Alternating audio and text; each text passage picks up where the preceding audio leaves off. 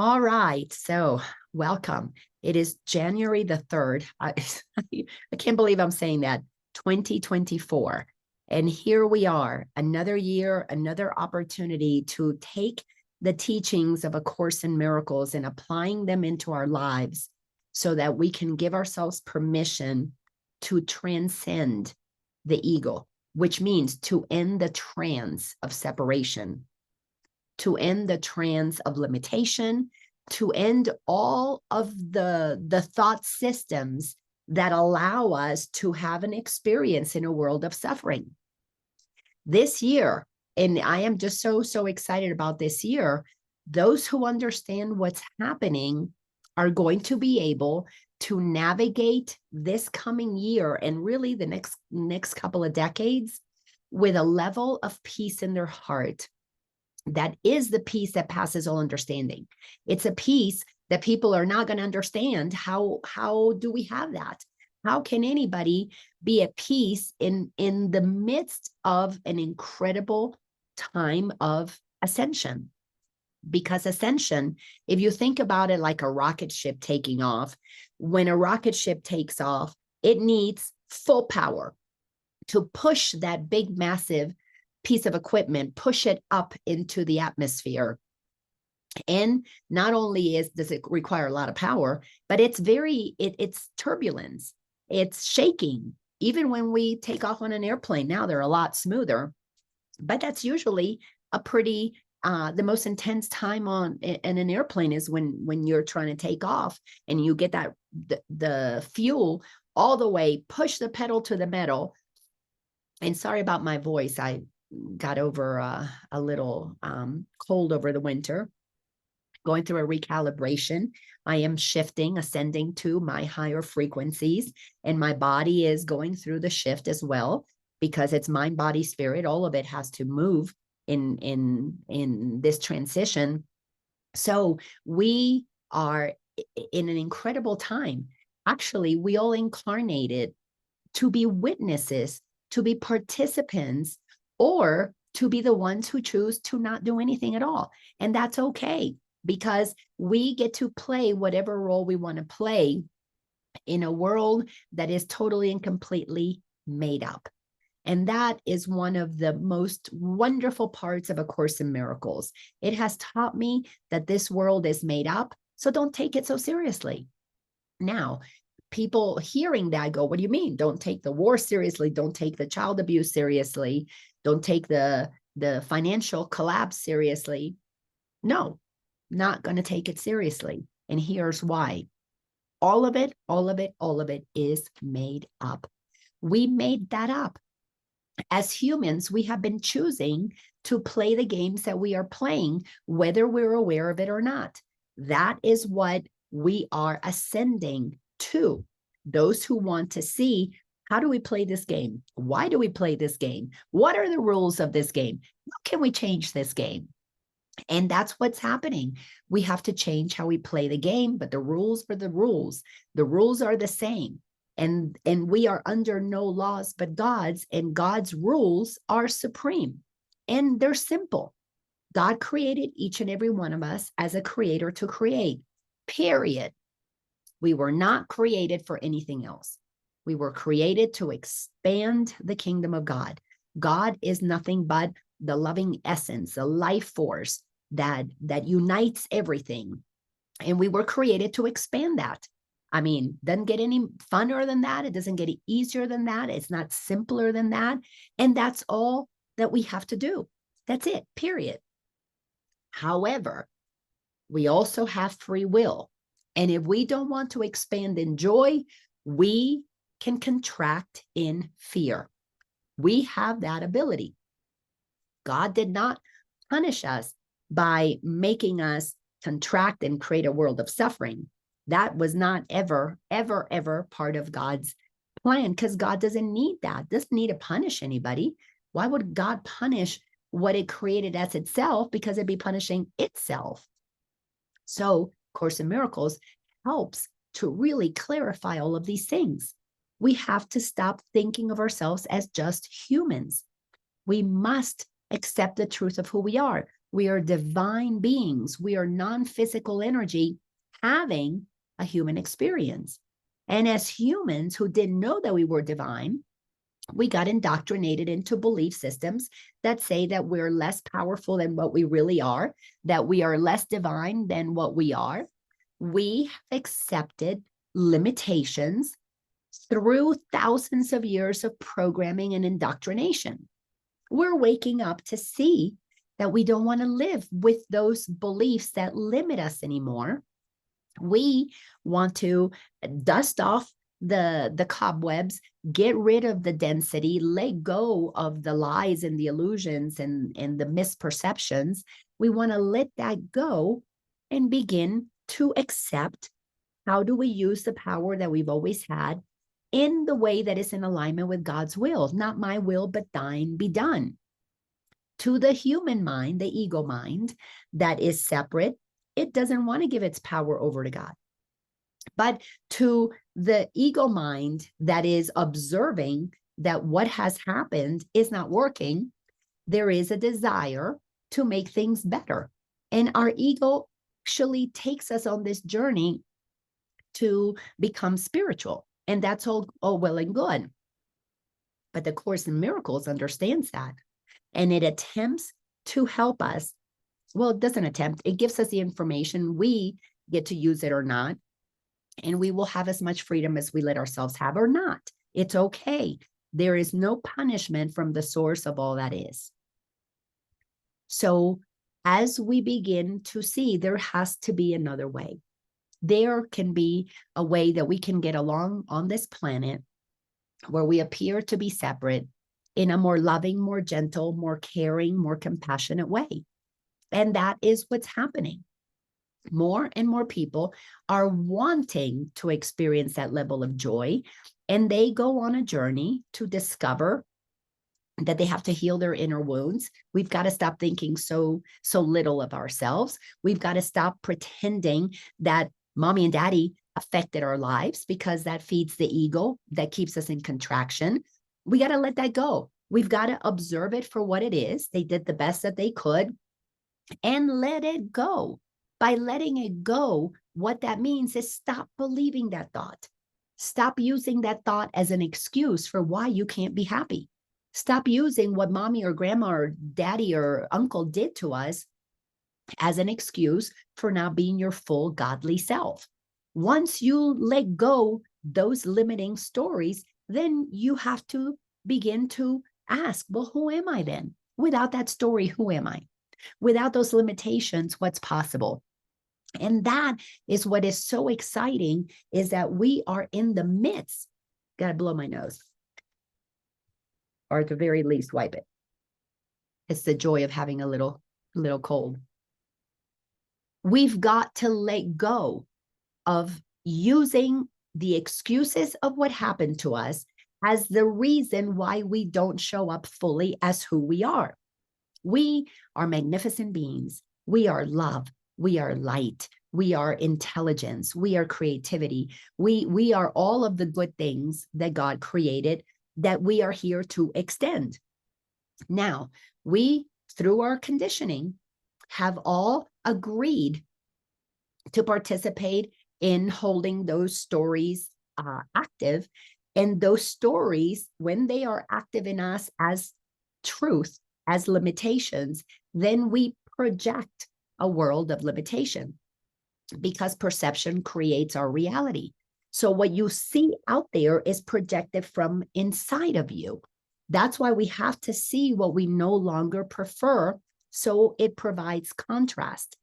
So the contrast is, do you want a world where people get along? Do you want a world of well-being? Do you want a world of transparency, of ethicality in business, of truth, of complete and utter caring for one another? A world, like Jesus said, you love your neighbor as yourself. If you want that, you first have to become that. And in order to become that, you've got to see, why wasn't I that before? If that's who I really am, why haven't I been living my life that way? Simple. you were believing programming. So we are literally dismantling the programming. And now I'll tell you, it's not an easy process. You got to be willing to question every thought. You've got to be willing to question and be with every emotion. The days of running away from our sadness and our anger and our frustration, or numbing them with alcohol or drugs or sex or whatever it might be, shopping, you've got to be willing to sit with them, because we have got to make friends with every aspect of ourselves, mind, body, spirit. If your body's not operating optimally, it's because there is something in the field. It's an emotional thing. It's a mental thing. All of that then is shown in our physical expression. And it's not that it's there as a punishment. It's that it is there as awareness of what we have chosen to believe, to feel, whether we were aware of it or not. And really, we've all been taught. We've heard this message over and over and over again. Ignorance is bliss. No, it is not. Ignorance is not bliss. Ignorance is what allows us to move down a path to experience a life where the outside informs us. But to become aware, to become self-aware and let go of the ignorance, to become informed, which is the opposite of ignorance, to become informed, you must be willing to face things. And that requires maturity, which a lot of people on this planet have not had. We've been operating as immature children, reacting to our childish emotional wounds.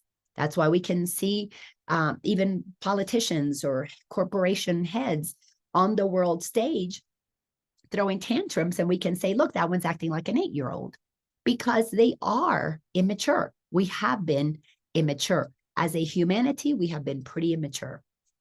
But the time is now that we have been preparing for 2,000 years, ever since Jesus' incarnation, to bring us a simple message where he was asked, which of the laws back then, and I don't know the exact number, but back at the time that Jesus was born, the Jewish people, the tradition that he was born into, the culture, they had, I think it was over 600 laws. And the way that they were testing him, are you really the Son of God? Was to say, well, then what's the most important law? And he said, it's very simple. Love God and love your neighbor as yourself. So in that statement, and some people say, well, it's 2 laws. Love God is 1 law. Love your neighbor as yourself is a 2nd law. No, they're 1. You cannot love God until you know who you are, because when you know who you are, you're realizing you are God. And when you love your neighbor, you can only love your neighbor because you realize that God created your neighbor. And if you are God, you created your neighbor created you. You're one with all that is. So it's very simple. We got the message that love is the answer. So 2,000 years later, we get the Course in Miracles, because the Bible has been misinterpreted. The Bible has been, what do you call it, when they translate it so many different times. Too many people have had their hands in the pot, attempting to create meanings out of what was given. As a matter of fact, the Bible, when you look at the New Testament, it was there was a council that was convened in the year 325 by the emperor in Rome, Emperor Constantine, and he called together people who would pick the teachings that would allow him to get the message that he wanted to get through. And Catholic Church, the meaning of Catholic Church is universal. They wanted to create a universal church that would allow Rome, that would allow the government of Rome, that emperor at that time, to begin to have a system of manipulating people's minds. That if you don't believe in what Jesus said, that you will, go to hell forever. That if you don't follow those specific teachings, and so a lot of those teachings are not clear. They're confusing. How can God be a loving God? And then we have a wrathful God as well. So Jesus said, okay, I'm going to give you guys a message that keeps it really simple, that tells you how to love your neighbor as yourself, because you have come to learn that God is all there is. Well, we get A Course in Miracles over 50 years ago. I think it's 60 years now. Well, since it's been printed. Course in Miracles is a course to train our mind to sort out what is God and what is ego, what is eternal, what is a temporary mind-made, human-made perception. So the course takes us on this incredible journey. And I'm super excited this year. My last year's mastery class, every one of them came back. I said, I'm not going to teach any more mastery courses. And the group said, but we want to stay together. So I said, okay, well, the only way to do this is we're going to have to do the lessons. We're going to have to do the lessons of A Course in Miracles. I have nothing new to teach, but I can help you practice those lessons. So the group, we're still together, and which is a lot of fun. But for humanity, we have right here in A Course in Miracles an absolutely perfectly simple. It's difficult to read to an untrained mind. The ego doesn't like for you to read truth because it's about dissolving what is not true. So what is not true that you believe that you're righteous about, I know I had to experience these same things, doesn't want you to accept the simplicity of the process by which you let go, believing what is not true. So Course in Miracles just lays it out. Jesus lays it out in such a simple way, but you have to practice it. The lessons is to put into practice, daily practice, a process by which you question your mind, you sort things out, what is of God, God's will, and what is the ego's will. It's very simple. If you look at it that way, you are always, every single lesson, you've got two columns. This is God's way. This is the ego's way. Which one are you going to pick? So there's nobody to blame. There's nobody to tell you that you did anything wrong. It's you. It's a self-study course. You have to practice radical honesty. Which side am I going to strengthen? The side of God's will? Am I going to strengthen my ability to be good, to be loving, to be kind, to be gentle, to be transparent, to be honest, to be trusting, to be joyful, to be generous? Am I going to strengthen that part of me and accept that I am the powerful creator of my reality to do that? Or am I going to strengthen my selfish and greedy and fearful and judgmental and comparing self? Because if I'm going to strengthen that, then I need to be righteous. I've got to always think that I'm right and that I know what everybody should do and shouldn't do because I'm here to fix the world because I know all the answers. Well, then you have to practice radical honesty. Ooh, I'm using my power to contract myself. I'm using my power to experience suffering. You are creating your reality. Whether you are aware of it or not does not matter. The law is the law is the law. That's why ignorance is not bliss. We are ignorantly using the power of creation to create suffering. It's time to begin to consciously, with awareness, use the power of creation to create expansion. And in expansion, everybody wins. Everybody wins because everybody is equal. You're not busy in attempting to do things to service to self alone, because everything that we do in fear, it is always selfishly oriented. And those who are courageous enough to sit with me and unpack their beliefs, they will see that their good intentions, when they do things for others, they're all come right back to the ego's selfish, greedy needs. To I have to feel good. I don't care what happens to you.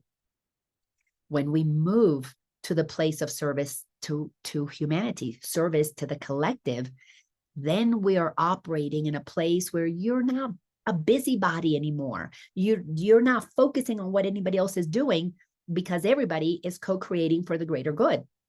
There's a synergy that happens. There's a trust that is automatic. That is the world that we are birthing. But to birth that world, to see more of that world, we need more of us living as that. We have to become the change we want to see in the world. So here we are, the beginning of a new year. And you know what? Here on planet Earth, the beginning of a new year, so it's a time to get excited. It's a fresh start. But in reality, it's a continuation. I mean, we're on a circle.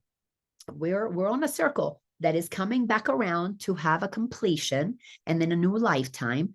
But we're going to use it for the fun and the excitement of a new year. And I don't do New Year's resolutions because when my ego used to create those, they were always selfishly oriented anyways, and they focus on what I wasn't doing well, so I wanted to do it better. And I don't do that anymore. This is really I'm going to use this year to go back to the basics of the Course in Miracles, to get back to the nitty gritty of the lessons that helped me so much 12, 13 years ago. And now it's time to keep them front and center through this very turbulent year ahead. But it's a great year ahead because we're ascending, we're taking off. So we've got to experience the shaking and the quaking of a rocket ship taking off. And if you can just keep your seatbelt on while the shaking and the quaking happens, soon we're going to be smooth sailing. Now, of course, that is a couple of decades away for that total smooth sailing, but you can be operating totally, completely smoothly.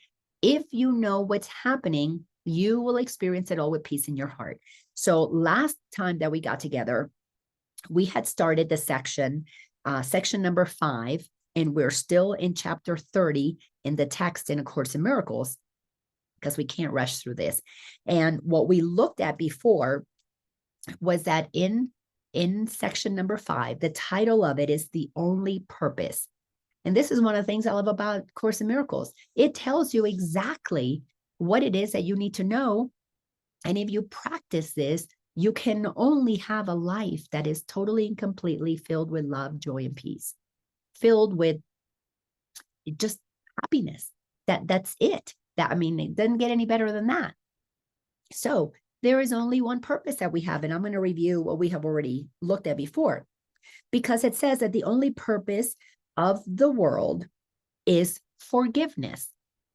So when we begin to look at the world and everything that appears to be outside of us, our children's behavior, our spouse's behavior, look at why we don't have a partner. Look at everything that has happened, what the media does, what the government does, what the military does, what the school system does, what the medical system does. It is giving us a purpose, and it is forgiveness. This is why going through a teaching like A Course in Miracles takes time, because we have not been used to seeing everything outside of us as an opportunity for forgiveness. We think, well, that's an opportunity for judgment.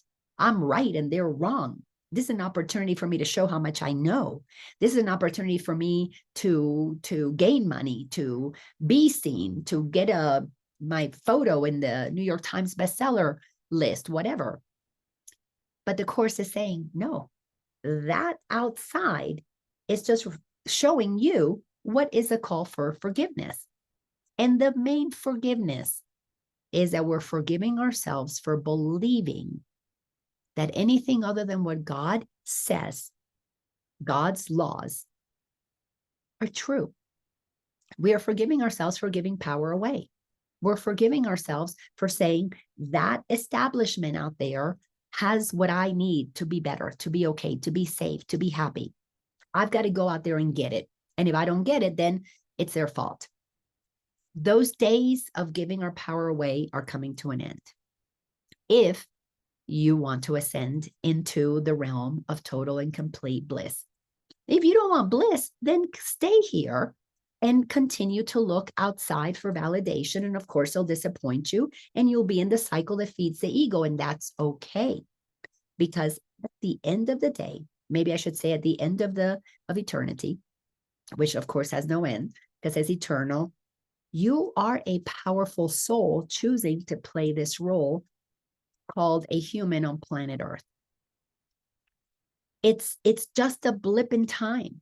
It's an experience that is very, very short. Goes by in the blink of an eye, in the snap of a finger.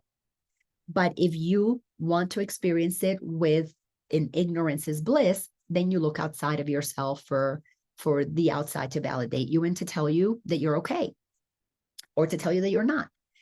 But if you're coming inside If you're learning to love yourself so you can love your neighbors and love God, you must practice forgiveness that says, I forgive myself for forgetting that all the power is within. I forgive myself for forgetting that this is a temporary journey where I come to forget who I am. But now I'm remembering that this is temporary, so I forgive myself for forgetting. It's very simple. It really, truly is very simple. I know it's not easy. It's not easy because the ego complicates it. And that is why we have to practice grace as we study teachings like this that turn everything that we knew upside down, inside out. We've got to forgive ourselves for how unkind we have been to ourselves. We got to forgive ourselves for trudging through life with such density, such suffering, so much disappointment, and so much anger and fear. We've got to forgive ourselves for doing all that, because we didn't know that if we woke up, we could change all that. So the only purpose that the world offers us is for us to really learn true forgiveness. So the value of forgiveness is perceived and takes the place of idols. The minute that you understand that you're forgiving yourself for forgetting, there's no power outside of you, we begin to let go of idols. The doctor doesn't have power over you. The president doesn't have power over you. The governor doesn't have power over you. The head of the principal of the school has no power over you. The spouse has no power over you. Your parents have no power over you. Your children have no power over you. You begin to let go of giving power away. You begin to come in. And it's not that you begin to not care about what anybody thinks. That's not what is called for here, is that you begin to care more about what God thinks in you. You cultivate a relationship where you come inside. Religion, and the Catholic Church did a wonderful job of telling us to go outside. It gave us all these churches and popes and priests and archbishops, and it gave us a whole hierarchy of people that we had to go through to get to God out there. Well, Jesus says, you don't need any of that. Come inside, because the kingdom of heaven is where it's always been, within. So Course in Miracles is a self-study course.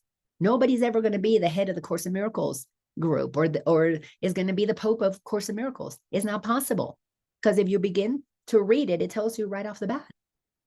This is a self-study course. You need to go inside and clean up your consciousness. And it's an individual process, because everybody has their own individual journey. But when everybody cleans up their consciousness, we all end up at the same place, aware that we're all connected, that we're all one, that we're all children of the same creative source with incredible power. Now, are we going to use it in a way that is in alignment with God? Automatically, we begin to do things in service to all. That's a given. But first, you got to stop idolizing outside of you. Now, it takes time.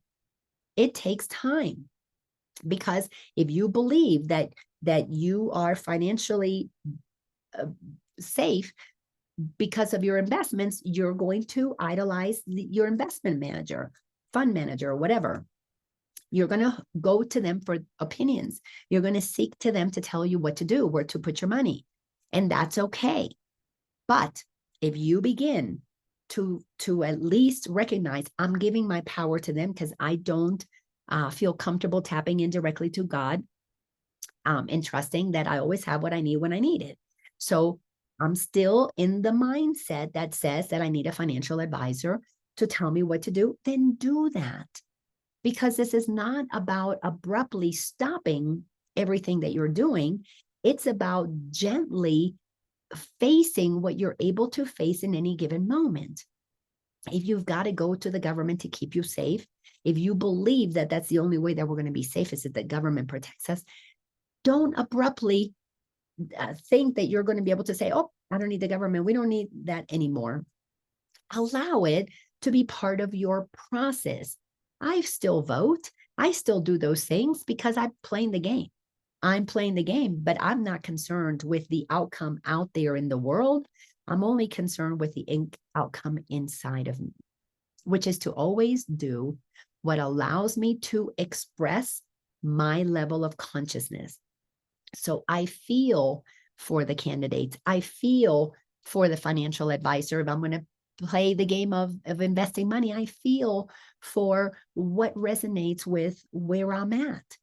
And little by little by little, we begin to become so much more clear about internally what to do.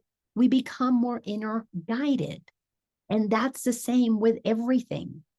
So follow your intuition, because if you're following your inner guidance and you learn the difference between the guidance of the Holy Spirit and the guidance of the ego, you're going to see that one activates fear, makes you uncomfortable, doubtful, anxious, and one, you feel at peace, you feel certain, you feel grounded. And little by little, as you connect with that inner voice that guides you, you will feel a level of peace that people are not going to understand. How can you be so peaceful when everything is falling apart? Because you have learned to trust a voice that is going to help you maneuver whatever life brings to us. It's a beautiful, beautiful thing. So he goes on to tell us that all things, at the end of that first paragraph, all things must be first forgiven and then understood. And I went into depth in the last episode, which was episode number it's 2 episodes ago, 130, explaining what this means. So everything must be first forgiven, then understood. As a matter of fact, in the Course in Miracles, it italicizes the word then, because you will not fully understand the shift that is possible within until you do the work. You must do the work. You must do the lesson, then feel the efficacy of it. You will then understand why it was so important that you did that lesson that way, that you practiced it, that you said what you had to say, that you did it the way that it had to be done, because the mind has to be trained that when you do the thing that is a high vibrational thing, my nose running again. When you do or say or acknowledge something in the way the Course is asking us to do it, it's asking us to use our mind, to use our voice, our words, our actions in a high frequency. Well, if we've been operating down here, these things, why should I say nothing in this room means anything? Well, down here, you don't want to say that because you've been trained to give meaning to a world from the egoic perspective. But if you go up here and you use words that say nothing in this world means anything, and you allow yourself to utter those words that to the ego are offensive, then you begin to understand, because something inside of you begins to move and you begin to realize, oh my gosh, that makes perfect sense. So first you must do the forgiveness. Then you will understand why that forgiveness was so important. And everything with a Course, first you must do the work, put it into action, then you'll understand why. You will not have the understanding if you're resisting doing the work. Pretty simple. Then the next paragraph, which is what we talked about last week, and we only got through half that paragraph, is just letting us know that it is so important that we understand that the ego is always going to attack anything that liberates us. The ego is always going to judge, and it's going to go through a period where it thinks it's spiritual superior. I know, I've been there, done that. The ego gets spiritualized.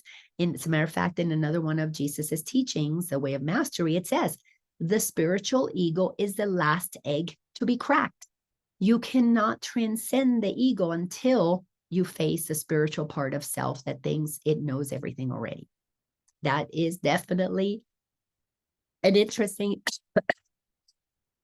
an interesting process, but we all have to go through it. So it moves us through that paragraph to tell us that we will attack, ego will attack anything that is going to free your soul from the bondage of egoic thinking. So you are going to enter an internal battle. So the battle that we're seeing in the outer world is a reflection of the inner battle that many of us are in. because millions of people on the planet have made the commitment to look at that inner battle, to look at the lies that we tell ourselves, that we're not good enough, that nobody likes us, that we're not capable, we're not able, we're whatever. That internal battle that many are looking at between good and evil within, between God and ego within, is now being projected outside, because the outside is a reflection of what's inside. It's not the other way around. So here we are, recognizing that until we completely recognize what is happening here, it's a battle between truth and illusion. Until we fully admit that we have that internal battle within us, we cannot shift our vibration. We cannot change our frequency. It's all about shifting our frequency so that it is of a higher caliber, of a level of illumination, that you're bringing clarity to the world because you have found clarity inside. So it tells us that all of our pain, there's one cause of pain.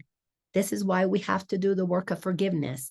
We have one place that we all must come to, and it's the guilt. Because when you recognize, God said that I was created to expand the kingdom, that I was created to extend, to continue to multiply that which is good and beautiful and lovely for all beings, of course, including myself. But I chose the path of contraction. I chose to believe, well, what if I am God and God is not God? And the ego got formed. Ego is the acronym, edging God out, excluding, God. Then you will understand that the whole world that the ego has created is held by a deep-seated guilt that I used my power to miscreate. And we get to that whenever we get to that you can't rush your way to that awareness. It comes in stages.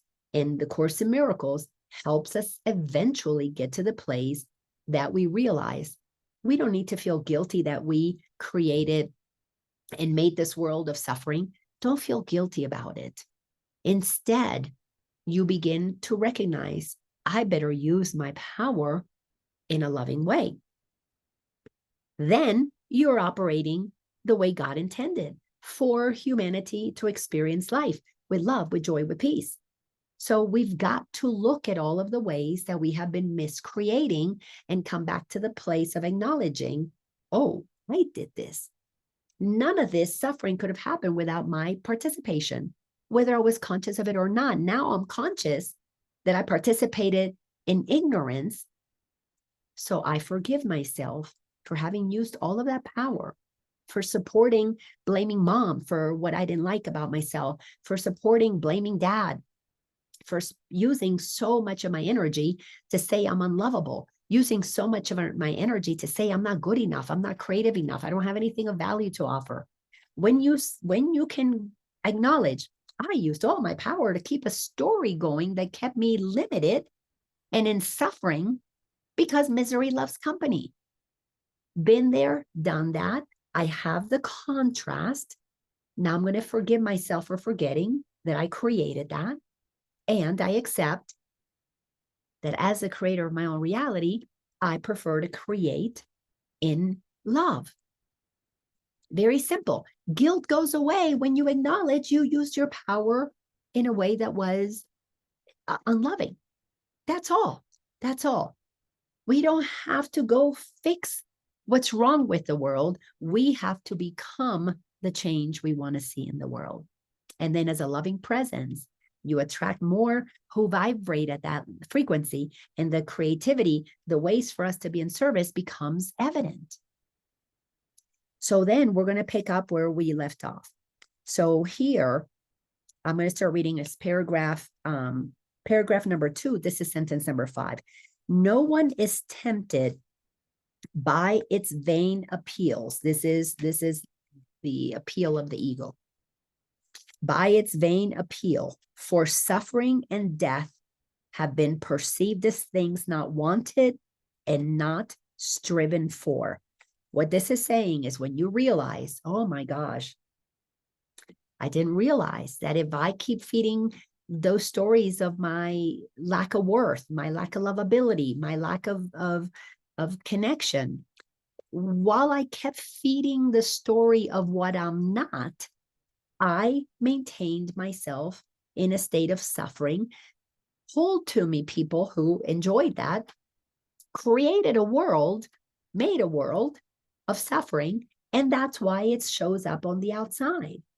And because I don't feel worthy, I created all these idols that were happy to tell me what to do, that were happy to create laws and regulations and control my life, to the point that there's hardly any freedom for humanity now. We got so many rules and regulations. So that world is crumbling because it's losing people who are coming over here, who are doing the inner work, forgiving themselves for forgetting, moving over here, not wasting time on feeling guilty that they created a world of suffering, but moving over here. Why? Because the world has only one purpose. When you are unconscious, when you're waking up, the world has a purpose to help you understand forgiveness. Then it changes. Then the world begins to become a reflection of a forgiven mind that is in service to the greater good.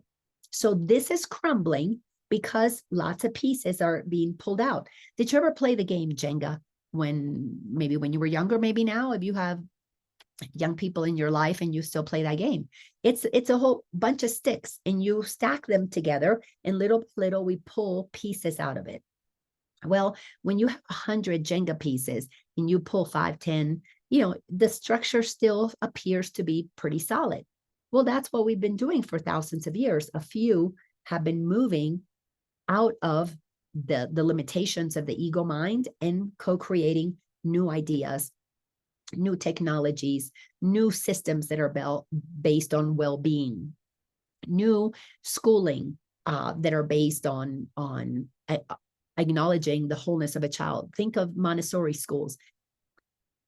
Maria Montessori pulled out of the old, and when she pulled out of the old and started Montessori schools, this schooling system didn't crumble. It's still there. But because so many have been coming over, there's a lot of holes in the old system. And it's beginning to show that it is about to crumble, but not because, one day it's going to crumble. It's because so many, like Jenga pieces, switch from here, went over here, shift from fear, went to love, shift from being told what to do, and shifted into being expressions of what they're feeling from within by God. So this is telling us, do not be tempted by feeling bad for what is breaking down on the outside.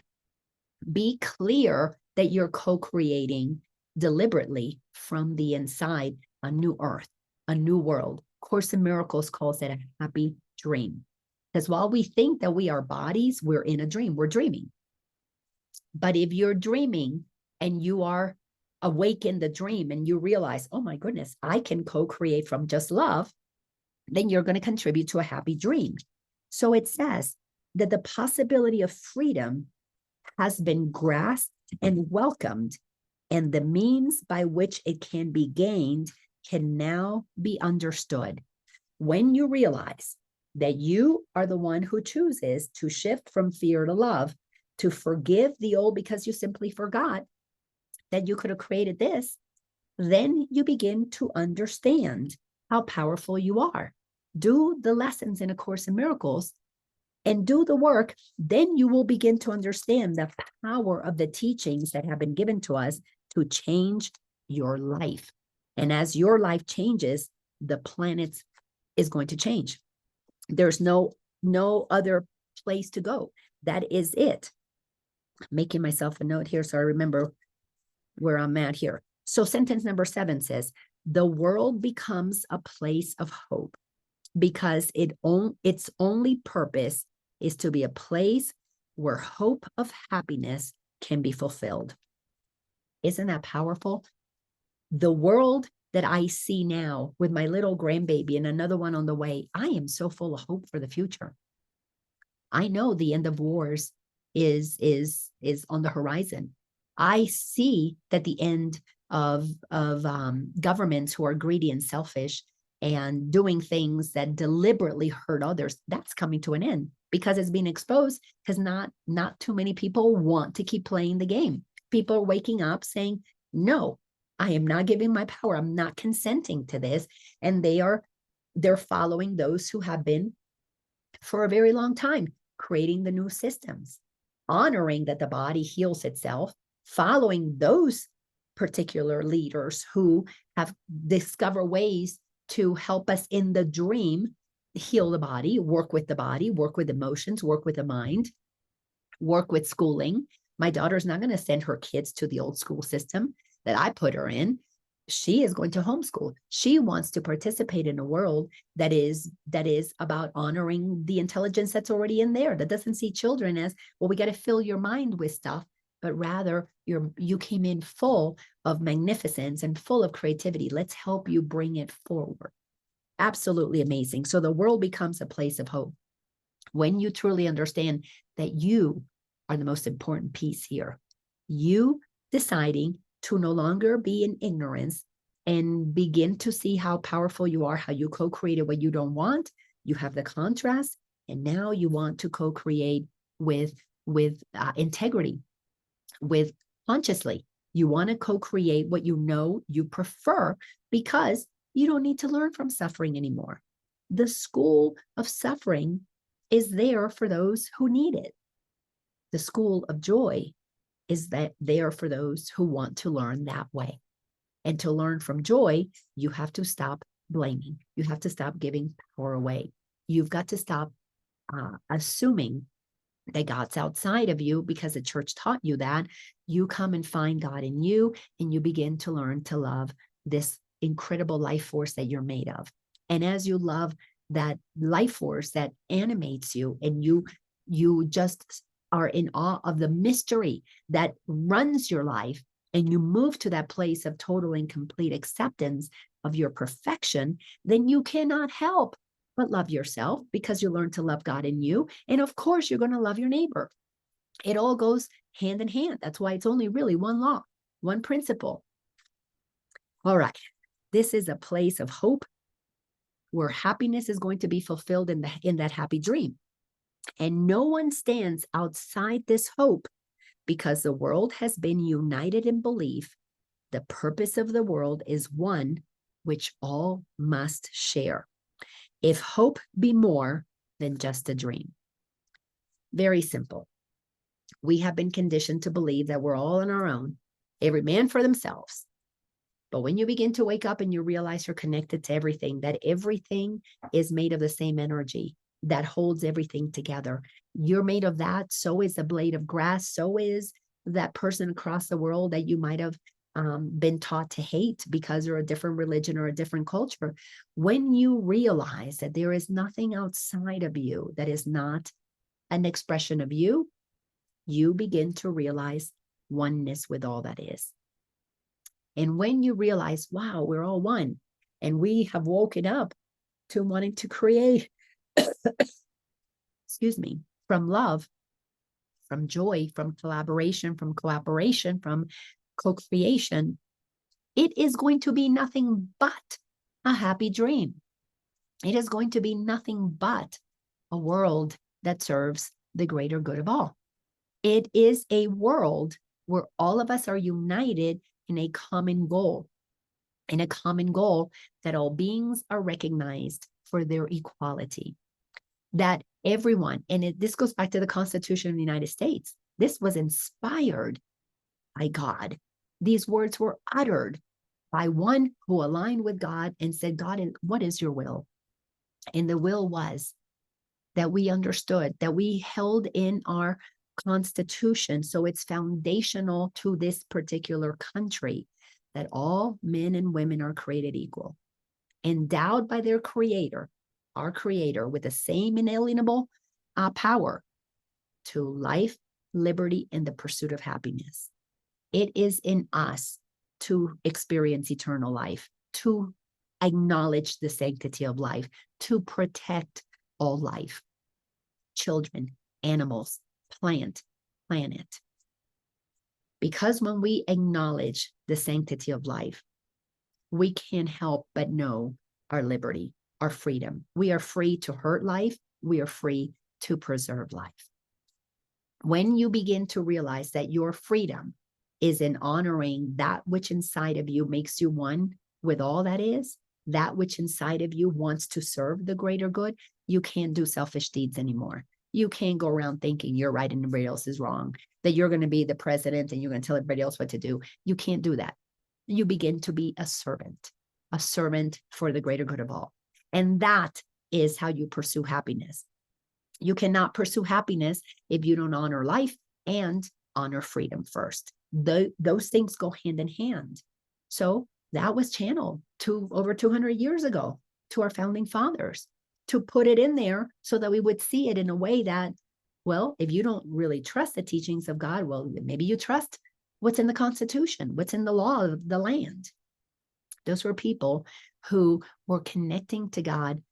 They were not perfect men or women by any means. Like none of us can do things perfectly here yet until we have fully awakened. But we're not here to become perfect.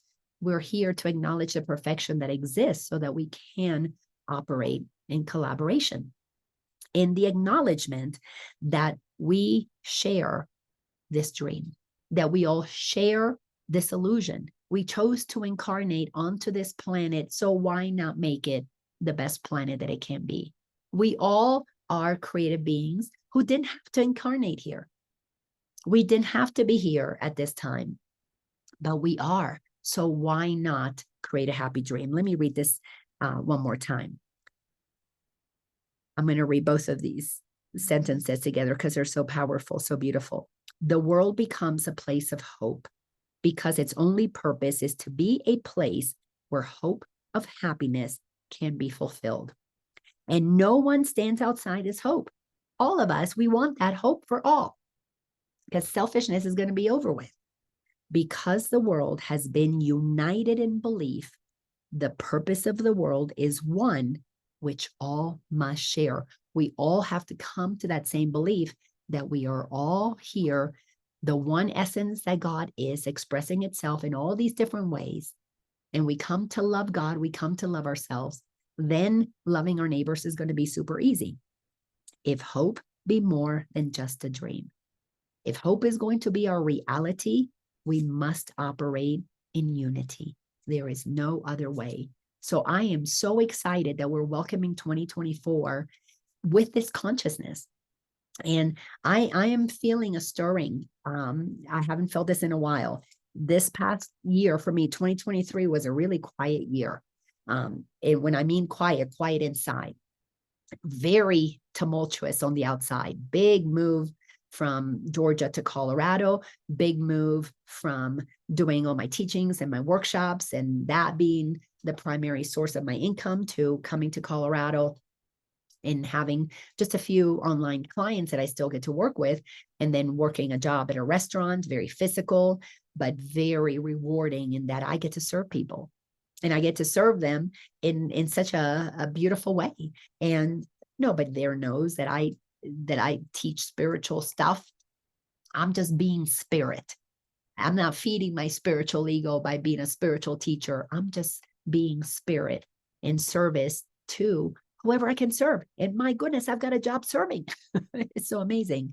And shifting from, housing that was more my style to living in somebody's house in a room, waiting for things to happen. It's been a year that's been very humbling. I did not feel creative in writing or doing anything in 2023, but now all of a sudden I'm like, whoosh, there's stuff coming through me. I've talked about writing a book for a long time, but it's brewing. The title, the chapters are starting to form in my mind. So I know a lot is going to come out this year. So I'm super excited because I'm really clear. I'm not here to save anybody. I am here to assist those who have chosen to save themselves. And if they want to use A Course in Miracles to really come to an understanding of the truth of who they are, that's who I want to work with. I am not here to write a New York Times bestseller. I am not here to be, a teacher with all kinds of massive following. I'm not pursuing any of that. My spiritual ego used to, but I am here to do God's will.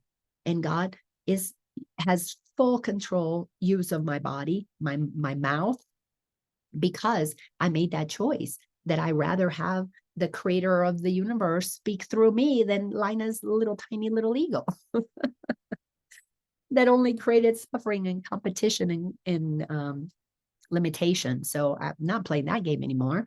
I learned the rules of the game. I create my reality. So now I'm going to create a reality based on hope, based on happiness, because it's time for a happy dream to be fulfilled, because there's enough of us that want that. So there's enough of us to make that our reality.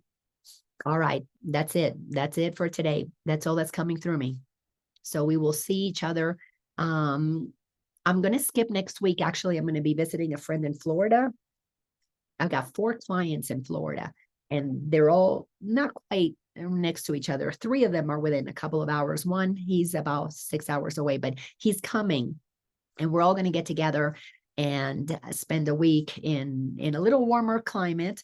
But really, it's just because I'm so excited to bask in the presence of these beautiful souls that have honored me with letting me be their coach and be their teacher. And it's so much fun. So we're going to create our own little, I'm sure mini workshops is going to happen. It's just going to automatically happen because everybody is committed to be in the presence of love. And I'm so excited. So we will not have this presentation next week, but I'll see you the following week after that. I think that's the week of the 15th.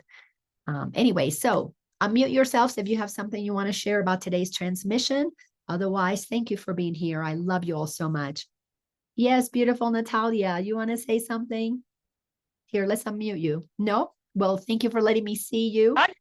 I just want to say thank you, and I'm happy to see you, and I missed you, and excited about New Year, of Course in Miracles, and just being in peace, living in peace, despite of the whatever world situations unfolding. Absolutely. And you living in peace radiates that peace out. That does support the shift of the collective. So thank you for doing that. Thank you for recognizing that. And thank you all so much for just supporting this program. I love doing this. I look forward to each Wednesday doing these transmissions. So thank you. I will see you in 2 weeks then. Love you all so much. Bye-bye. You're right. Bye. Bye. Bye-bye.